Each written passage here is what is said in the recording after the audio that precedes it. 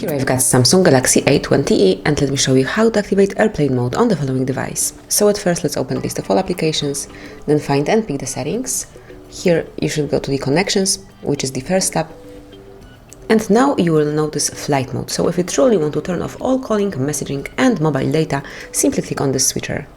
And that's it. Now you can notice the plane icon right next to the battery, and that means that you are in flight mode. Then if you'd like to deactivate this super mode, simply click on it one more time. You can also have a quick access to flight mode through the upper bar, so simply slide it down, locate flight mode shortcut, here it is, and from now on you are in airplane mode. Obviously you can switch it off the same way simply by tapping on this icon. And as you can see, it has been switched off and all the connections are active. So that would be all. This is how you can activate and use your device in flight mode. Thank you for watching. Please subscribe our channel and leave the thumbs up.